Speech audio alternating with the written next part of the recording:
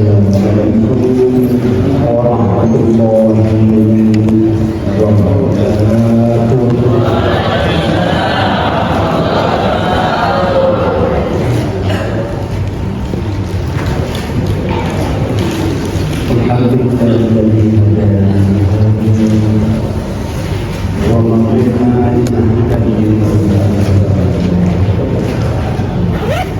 أشهد أن لا إله إلا الله وحده لا شريك له وأشهد أن سيدنا محمدا عبده ورسوله اللهم صل وسلم وبارك على سيدنا الكريم ورسولك سيدنا محمد وعلى آله وصحبه والتابعين ومن تبعهم بإحسان إلى يوم الدين وارض اللهم عنا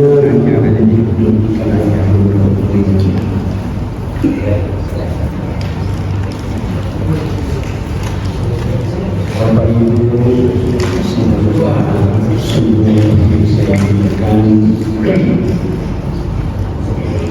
kembali kita pada sumber yang penuh berkah memanjatkan puji syukur kehadirat Allah Subhanahu wa Ta'ala. Zat yang tiada tandingan mencurahkan rahmat dan kasih sayang kepada kita semua. Sehingga pada kesempatan ini kita dapat melaksanakan salah satu kewajiban utama kita, yaitu sholat subuh secara berjamaah. Kemudian kita lanjutkan dengan pengajian yang sedikit demi sedikit Salam dan salam manis Nabi Karim Raja Besar Muhammad Sallallahu Alaihi Wasallam pada semua keluarga yang sangat dan mudah-mudahan kita semua hidup di masjid. Bapak Ibu yang saya muliakan, pada hari saya yang lalu saya telah menyampaikan satu pasal daripada masalah sholat, yaitu syarat wajib dan syarat sahnya sholat, syarat wajib dan syarat sahnya sholat. Pada pengajian itu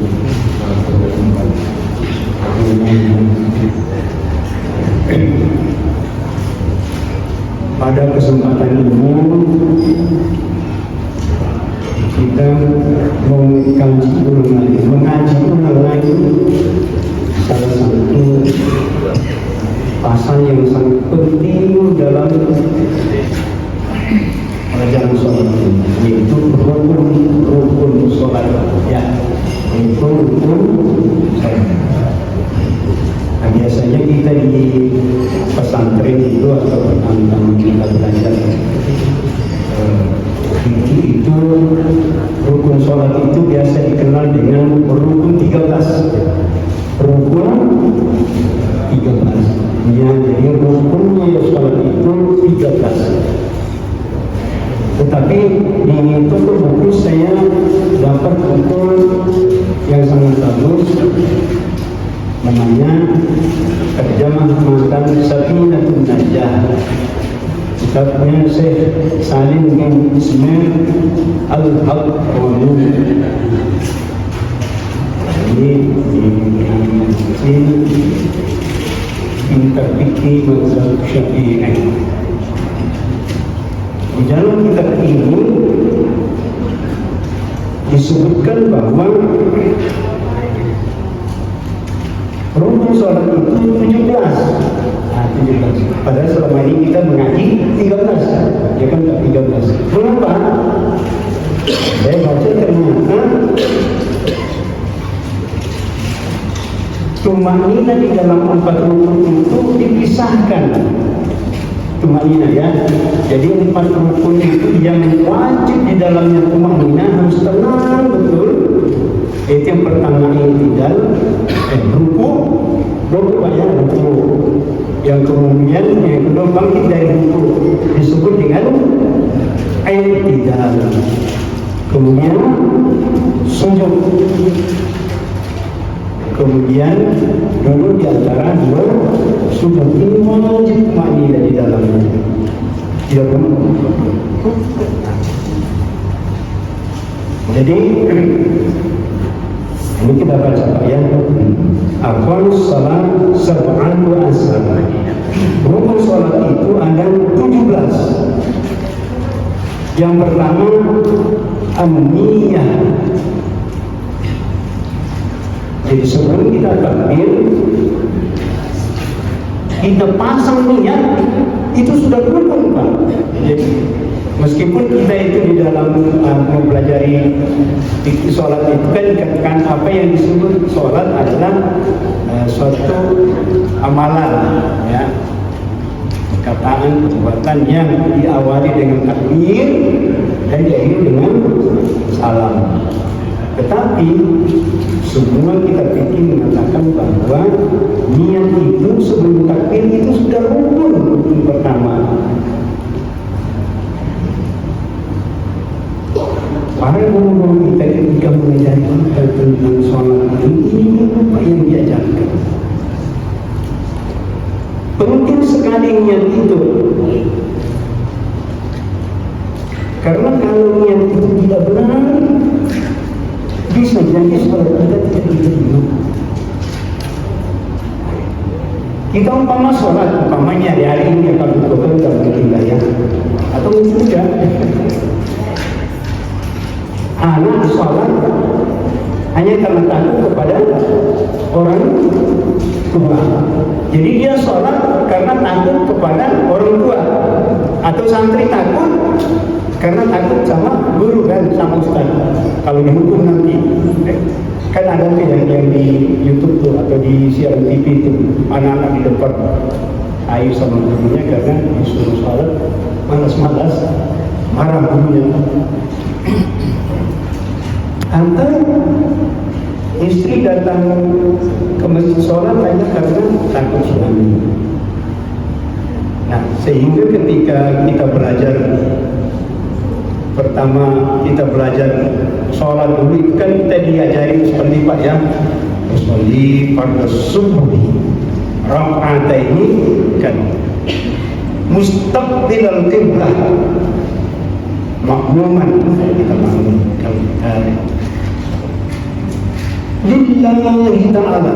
lillahi ta'ala. Nah ini dulu ketika guru-guru kita mengajarkan itu, ketika kita mengucapkan lillahi ta'ala itu belum masuk ke dalam, jangan takbir katanya. Itu sebabnya kan Pak, maka biasa itu ada kawan-kawan kita kalau sholat itu kan Allahu Akbar, ulang lagi. Mengapa? Belum mantap katanya di hatinya Pak. Sampai beberapa kali takbir karena berasa belum mantap. Nah, sebenarnya itu maksudnya baik tapi tidak pas. Karena yang disebut dengan lillahi ta'ala itu ya dari awal kita mengerjakan sholat itu memang kita untuk mencari ridha Allah. Cuma guru kita itu mengajarkan lillahi ta'ala itu supaya betul-betul mantap. Jangan ada maksud lain yang muncul di hati kita ketika mau takbir atau mau sholat itu.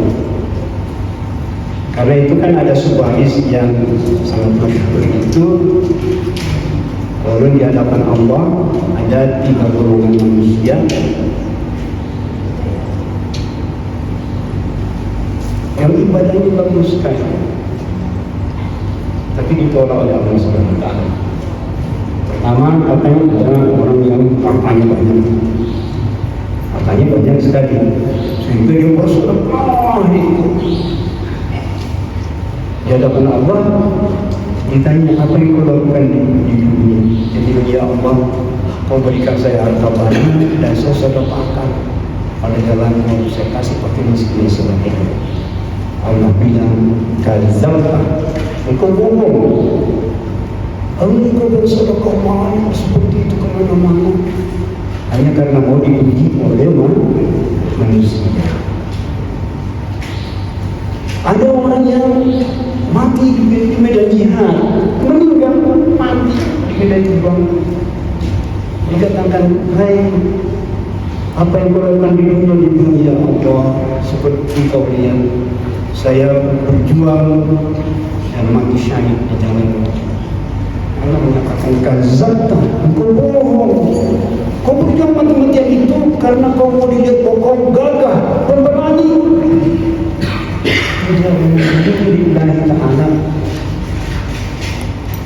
Ada lagi orang ketiga, Qori pembaca Quran, bagus sekali bacaannya. Kalau kita mendengarkan mungkin tanya kita, Pak, ditanya Allah, apa yang kau lakukan ini? Allah, kau karuniakan saya suara yang bagus dan saya membaca kitab itu dengan indah dan pengayaan. Dia bilang, galak, engkau membaca Quran sedemikian indah dan sebagainya itu karena kau mau dipuji bahwa sekarang bagus, bacaan panjang, amalan panjang dan seterusnya. Jadi niat ini sangat penting. Innamal a'malu binniyat. Sesungguhnya semua amal-amal itu, sholat kita ini dipuji oleh Allah Subhanahu Wa Taala dengan niat. Jadi itu betapa pentingnya rukun ini kita pelajari sehingga hal-hal yang kira-kira bisa mengumpulkan payah. Karena itu kan ada hadis yang sangat masyhur terkenal, mungkin bapak-bapak tidak hafal tapi mengatakannya nasnya, tetapi saya yakin semua kita hafal bahwa sesungguhnya Rasulullah SAW bersabda, inna awwala ma yuhasabu fil qabri wal qiyamah as-shalah. Sesungguhnya amal yang pertama dihisab ketika kita menghadap Allah nanti as-shalah, sholat kita.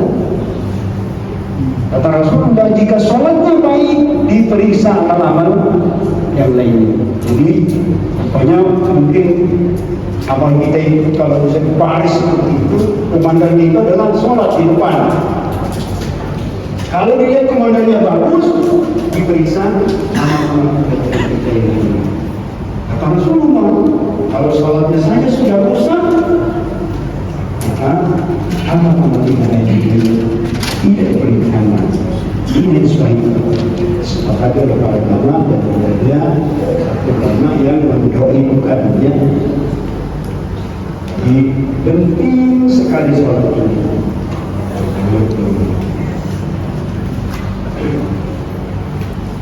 Jadi itu namanya kita luruskan dia.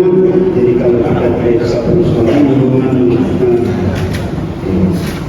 jadi ada beberapa bacaan yang biasanya diajarkan oleh kalau dulu tahu seperti sekarang kan ada yang membaca. Makanya kalau kita mau sholat itu minta perlindungan kepada Allah sambil mengusulnya, bacalah doa.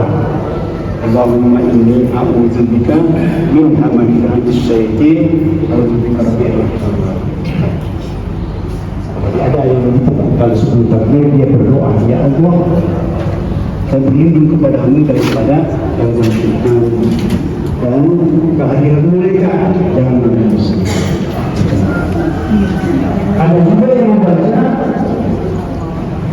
Ilahi antal mabsuri, ya Allah, antal mabsuri dunia dan dunia. Walilah mamakumi, dan hanya mencari keridhaan. Amal ini berikan saya Allah cinta dan keridhaan. Itu belajar amalan yang itu kan doa, tapi diamalkan orang ketika mau sholat. Amalan-amalan seperti itu besar. Karena itu sekiranya itu membantu luruskan niat kita tadi. Tapi itu kita ucapkan di dalam hati. Karena mengatakan masing-masing kita kan punya amalan. Kalau masing-masing melepaskan seperti tadi kan Jadi tergantung yang dan itu yang boleh apa saja dilakukan, tapi sandaran itu rukun pertamanya. Nomor asli takbiratul ihram. Rukun yang kedua adalah takbiratul ihram. Jadi takbiratul ihram kita sudah paham ya, meskipun amalannya itu macam-macam, ada yang biasa saja, ada yang tinggi, ada yang tinggi lagi dan sebagainya, itu tidak apa-apa. Tergantung mana yang kita anggap paling cocok dengan kita, karena itu semua dasarnya. Yang penting sekali di dalamnya ini, di dalam kitab As-Safinah ini ada satu pasal khusus yang membahas tentang syarat-syarat daripada takbiratul ihram itu.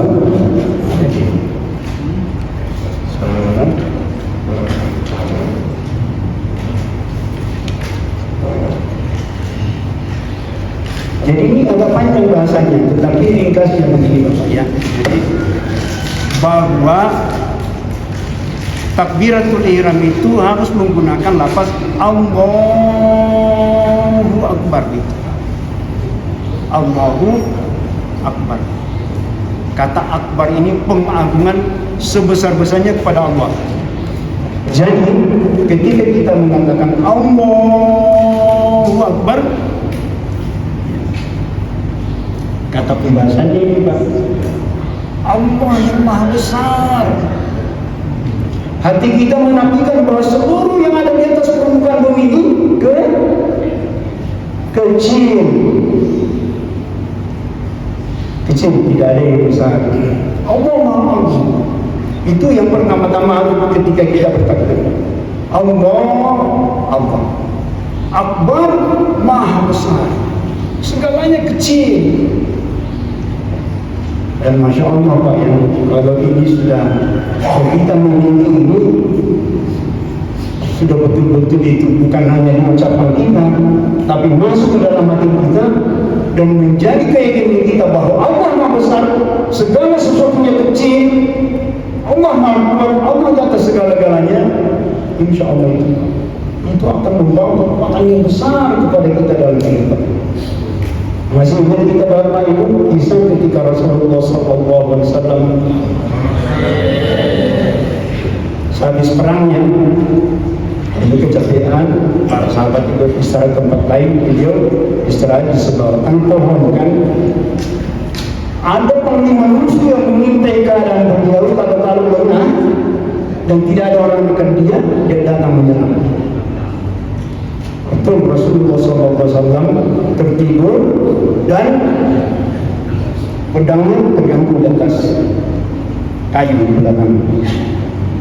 Datanglah panglima musuh, bukan lagi menggunakan senjatanya berbanyak Pak, diambilnya pedang Rasulullah SAW, cabut.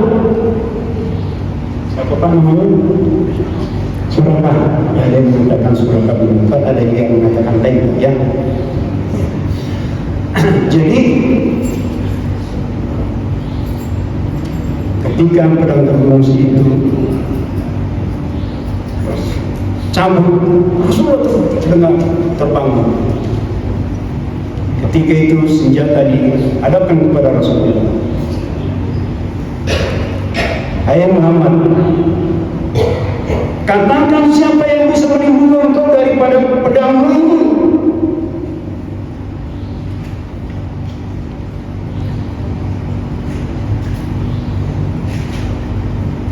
Rasulullah SAW dengan tenang sekali mengatakan, Allah. Tidak ada yang bisa membebaskan saya dari pedang itu kecuali Allah. Karena ucapan Allah itu lahir dari jantung hatinya Rasulullah SAW, itu memancarkan kekuatan yang besar sekali, sehingga panglima perang tadi bergetar tangannya sampai tidak bisa memegang pedang Rasulullah dan pedang itu terjatuh. Rasulullah mengambil pedang itu. Dia katakan, Daksur ya, kalau namanya Daksur, kalau yang lain saya lupa namanya Pak Ustaz. Siapa yang bisa membebaskan kamu dari pedang ini? Tidak ada yang Muhammad kecuali engkau.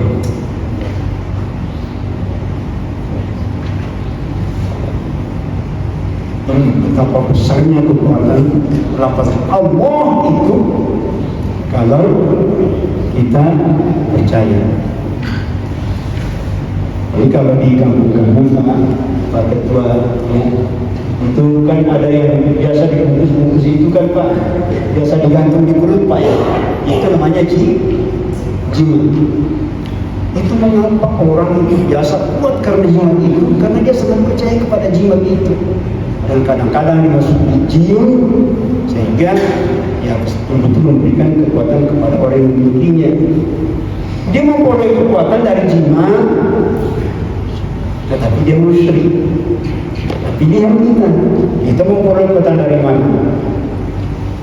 Dari Allah atau jimat yang digantungkan seperti itu. Ini bisa kita miliki kalau kita lihat dengan sungguh-sungguh. Jadi pada saat kita mengucapkan Allahu Akbar, itu kata-kata pengagungan semata-mata kepada Allah Subhanahu wa Ta'ala. Allahu Akbar. Suara kecil, alam semesta kecil, harta tidak punya arti. Jabatan apalagi, jadi kita lupakan semua. Itu rukun kedua. Rukun ketiga al-thalis al-qiyamu al-qadiri, berdiri bagi yang mampu. Jadi bapak yang tidak sanggup seperti pakai kursi belum boleh. Kemudian al-rabi qiraatul fatihah. Rukun kelima adalah membaca al-fatihah. Jadi ini rukun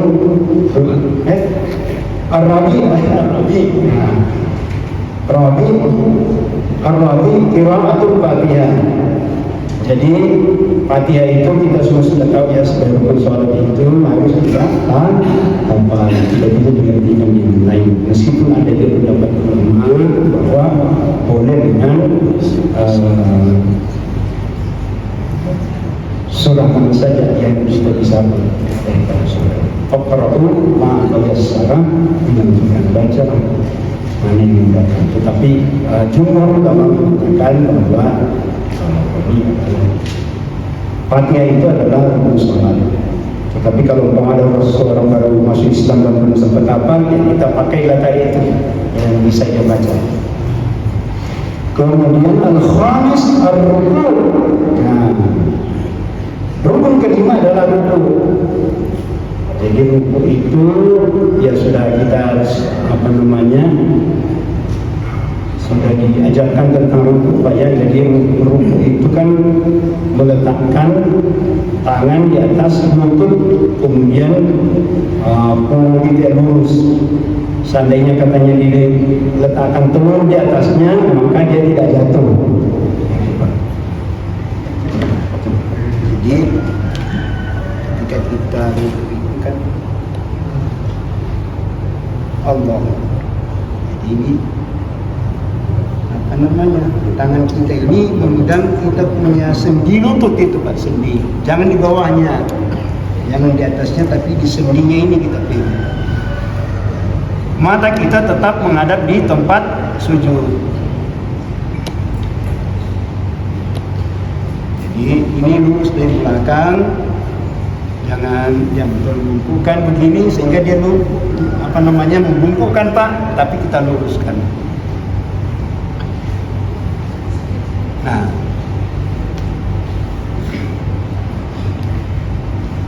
itu ruku'. Lalu as-sadisu at-tuma'nina fihi. Rukun ke-6 adalah, ini beliau memisahkannya, at-tuma'nina fihi. Jangan bangkit dari ruku' kalau belum tuma'nina,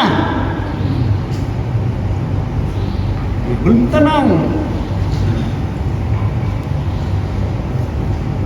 Jadi yang rukun itu adalah rukunya Pak, bukan bacaannya Pak, ya kan? Kan kita Pak, kan ada ini, dia menyebut seperti itu Pak, bukan bacaannya. Kita baca kalau kita ruku apa Pak?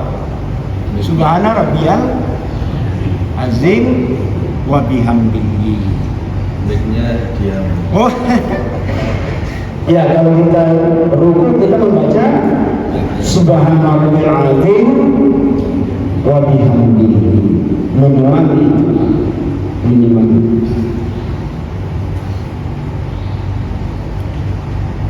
Di dalam hadis itu dikatakan bahwa rukunya Rasulullah SAW hampir sama dengan sujudnya. Ya kan ada juga ya. Rukunya Rasulullah itu hampir sama dengan sujudnya. Bagaimana sifat sujud Rasulullah SAW? Tenang sekali. Bahkan kita semua pernah mendengarkan hadis riwayat disebutkan bahwa Rasulullah SAW itu pernah sujud lama sekali sehingga para sahabat itu khawatir jangan sampai beliau wafat di dalam sujud, saking lamanya. Nah, mengapa ini kita ungkapkan iman? Karena terkadang kita dalam ruku itu kan mungkin karena kurang pemahaman sehingga ya sambilan.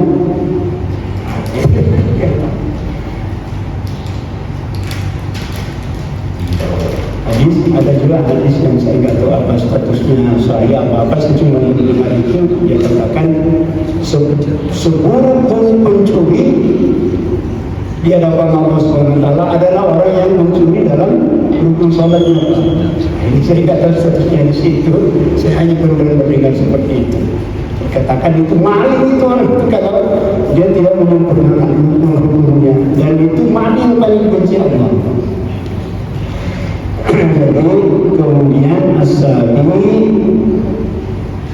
rukun ketujuh adalah al-i'tidal, bangkit dari ruku. Bangkit dari ruku namanya bangkit dari ruku. Kemudian i'tidal itu tegak lurus, ya, tegak lurus. Jadi tegak lurus saya kira kalau kita semua di sini kan sama. Tegak lurusnya kan tangan ke bawah. Kan ada juga yang Sami Allahu liman hamidah, kan kembali ke sini Pak ya. Nah, itu pemahaman fikih Pak ya. Jadi tidak apa-apa itu kalau itu pemahaman. Nah, itu adalah kita hargai saja. Kita makan itu lalu kembali lurus dan jangan ruku sebelum tumakninah. Ini dia katakan As-sami al-i'tidal, yaitu i'tidal. As-sami rukun ke-6, rukun ke-8 at-tumakninah fihi. Di dalam i'tidal itu harus tumakninah. Jangan buru-buru sujud kalau belum tumakninah, belum tenang. Nah, apalagi kalau kita membaca bacaannya. Jadi kalau kita ini kalau bacaannya itu kan Pak, kalau kita bangkit kita membaca Sami Allahu liman hamidah. Kalau kita sudah tegak, apa yang dibaca? Rabbana lakal hamd, ya, atau Rabbana wa lakal hamd. Itu ada juga bacaan Rabbana wa lakal hamdu hamdan katsiran thayyiban mubarakan fihi. Jadi dilanjutkan Rabbana wa lakal hamdu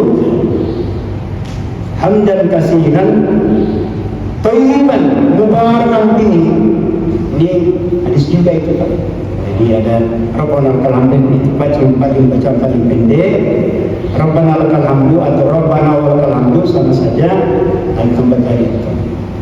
Ada yang agak panjang lagi sedikit, itu hadis juga. Rabbana wa lakal hamdu mil'us samawati wa mil'ul ardi wa mil'u ma syi'ta min syai'in ba'd. Nanti kita lihat terimanya ya masing-masing. Jadi itu boleh semua kita amalkan. Sekiranya kita mengamalkan itu pasti kita iktidal dengan tumanina. Karena membacanya agak panjang dan Pak. Lalu as-sujud 9 adalah sujud marrataini 2 kali. Jadi dua sujud itu adalah 2 kali dengan kemudian rukun ke-10 al-ashru at-tumanina fihi, bertumanina di dalamnya. Jadi di dalam rukun itu kita sudah sampaikan tadi kayak gitu. Nah, tinggal yang caranya kita sujud ini Pak Ustaz, jadi itu macam-macam Pak ya. Tetapi mungkin yang kalau kita yang pernah mengaji itu pertama bagaimana letak kepalanya itu, letak tangannya itu, kemudian kaki kita bagaimana itu Pak. Jadi itu diajarkan ya kalau kita dulu praktek sholat kan gitu Pak. Nah, ini tempat sujud kita di sini kan Pak. Jadi tangan kira-kira sederhana begitu.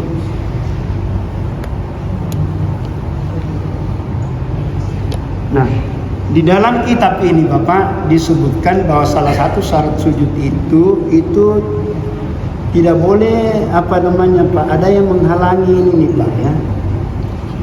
Umpama jidat kita itu Pak, umpama orang muda yang panjang rambutnya, nah ketika sujud kadang-kadang sujud di rambutnya kan Pak ya.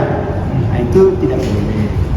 Atau songkok kita ini terlalu depan begini kan terhalang Pak ya. Kemudian salah satu lagi syarat beliau mengatakan bahwa itu kepala ditekan ya, jadi betul-betul di jidat kita itu Pak ditekan. Kemudian ini punggung belakang itu harus lebih tinggi daripada depan Pak. Jadi kan jadi ibaratnya itu agak turun begini Pak. Karena kan ada orang yang sujud dia begini Pak. Ada Pak, kan biasa kita lihat kan Pak ya, ada seperti itu. Jadi ini kitab ini terang sekali menjelaskan tentang syarat sujud itu. Bagian badan sebatas pusar ke belakang itu lebih tinggi daripada badan sebatas pusar ke depan. Nah kemudian itu kaki diajarkan seperti itu. Kalau kita dulu kan begini Pak ya. Lalu ketika sujud itu ini kaki ini harus berdiri Pak. Dan sebisa-bisanya itu kalau bisa itu jarinya itu berdiri juga. Kalau paman bisa tertekan seperti ini menghadap kiblat dia Pak. Nah, jangan ketika kita sujud, sambil gini Pak, atau begini, ya. Jadi harus berdiri dia begitu Pak. Nah, jangan lari ke belakang atau lari ke samping atau kemana-mana. Dua-duanya harus tegak. Kira-kira begitu Pak ya. Mohon maaf Pak Ustaz. Jadi batas tumanina itu dia minta dijelaskan tentang batas tumanina. Katanya ada perbedaan antara laki-laki dan perempuan yang kajian saya belum sampai ke sana. Tetapi yang saya diajarkan itu bahwa batas tumanina itu minimal kita mengucapkan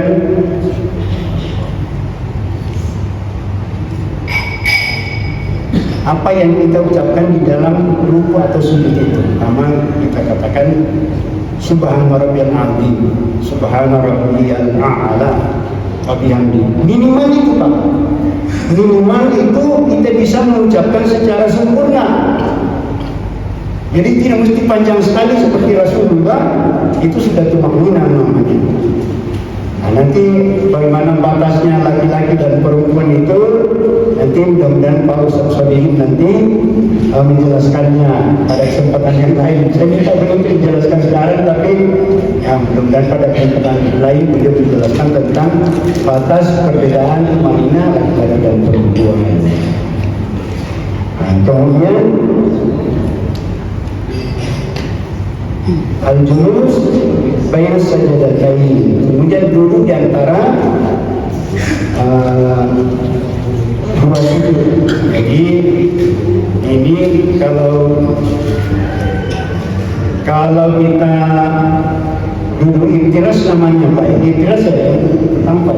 Jadi kalau kita duduk di antara dua sujud itu Pak, duduk iftiras namanya. Jadi kaki ini berdiri, kaki kiri didudukin. Jadi tidak boleh begini atau bagaimana, tapi yang benar itu seperti ini.